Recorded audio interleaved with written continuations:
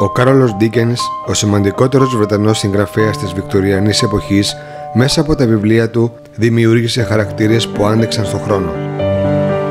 Ένας από αυτούς είναι ο Εμπενίζερ Σκρούτζ, ο τσιγκούνης και γεροξεκούδης πλούσιος που στα τελευταία χρόνια της ζωής του άφησε το πνεύμα των Χριστουγέννων να τον συνεπάρει και να μάθει έννοιες όπως συμπόνια και γενεοδορία.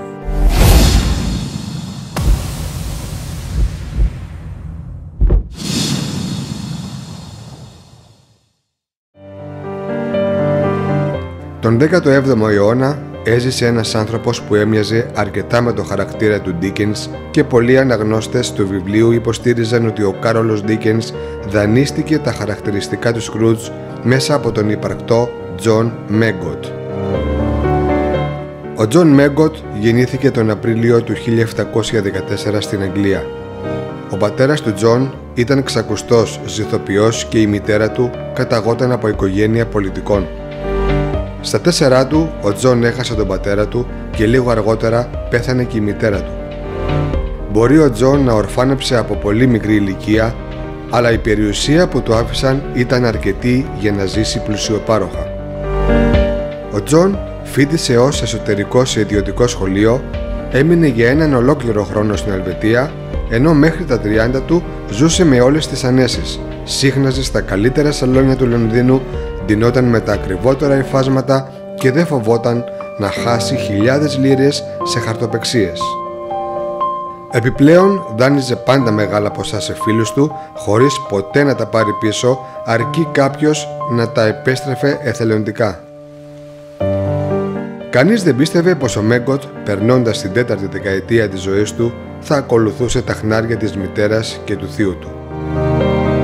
Όταν πέθανε η μητέρα του, είχε καταφέρει να δημιουργήσει περιουσία αξίας 100.000 λιρών χωρίς να σπαταλήσει ούτε μία λίρα κατά τη διάρκεια της ζωής της. Αρνιόταν να πληρώσει για να θρέψει την οικογένειά της και πέθανε εξαιτίας της κακής διατροφής. Ο θείος του Τζον, ο Χάρβεϊ, είχε το ίδιο σκεπτικό. Άφησε τη μεγάλη ακίνητη περιουσία του να ρημάξει, ντυνόταν με ρούχα πεθαμένων συγγενών και τρεφόταν μόνο με ό,τι έπιανε στο κυνήγι. Καθώς ο Χάρβεϊ ήταν ανήπαντρος και δεν είχε παιδιά, ο Τζον τον επισκεπτόταν με σκοπό να κληρονομήσει την περιουσία του. Μάλιστα, άλλαξε το επώνυμό του από Μέγκοτ σε Έλβς, που ήταν το επώνυμο του θείου του, για να του αποδείξει ότι το όνομά του θα συνέχιζε να υπάρχει και μετά το θάνατό του. Το 1763 ο Χάρβεϊ πέθανε και ο Τζον κληρονόμησε 350.000 λίρες. Μαζί με τα χρήματα όμως, φαίνεται ότι καθώς μεγάλωνε, κληρονόμησε και κάποιες συνήθειες του θείου του.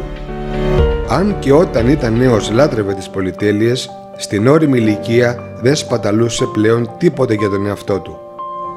Προτιμούσε το κέρασμα, συνέχιζε πάντως να δανείζει πολλά χρήματα και να στοιχηματίζει ακόμη περισσότερα σε τυχερά παιχνίδια. Παρ' όλα αυτά, άφησε τα ακίνητά του που είχαν ξεπεράσει τα 100 στην απόλυτη παρακμή, ντυνόταν σαν ζητιάνος και δεν χρησιμοποιούσε μεταφορικό μέσο.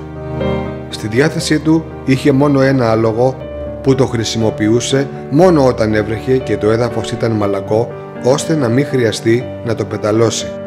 Δεν παντρεύτηκε καθώς ένας γάμος κόστιζε πάρα πολλά, αλλά απέκτησε 2 νόθους γιους και αρνήθηκε να πληρώσει για την εκπαίδευσή τους.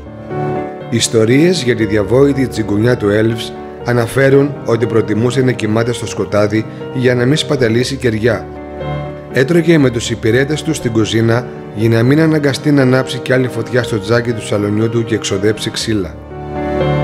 Η έπαυλή του διέθετε έπιπλα πολυτελείας, αλλά την άφηνε να ρημάξει με νερά να στάζουν από τις τρύπες της οροφής, καθώς αρνιόταν πεισματικά να ξοδέψει χρήματα για την ανακαίνισή της.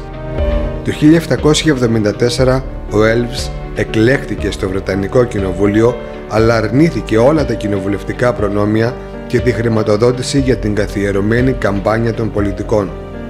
Τα μόνα χρήματα που ξόδευε ήταν για το μεσημεριανό του.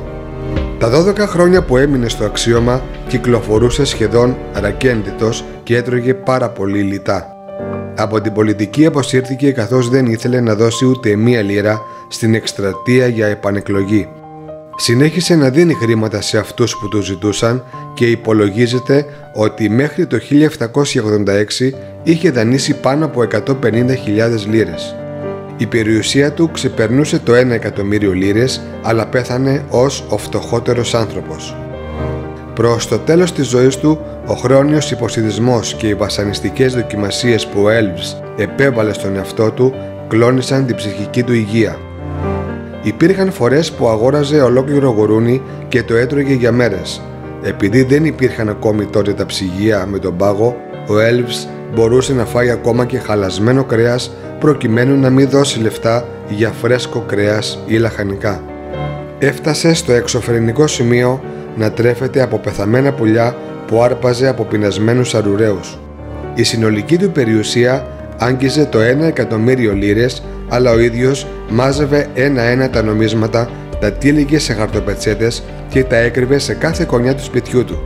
Τα βράδια έμενε ξύπνιος, προσπαθώντας να θυμηθεί πού τα είχε κρύψει, ενώ παράλληλα φώναζε σε ανύπαρκτους ληστές ότι κανείς δεν θα κλέψει την περιουσία του και θα κρατήσει τα λεφτά του. Το Νοέμβριο του 1789 ο Elves αρρώστησε βαριά και έπειτα από 8 μήνες πέθανε.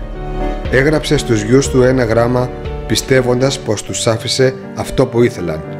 Κληρονόμησε στον καθένα 500.000 λίρες.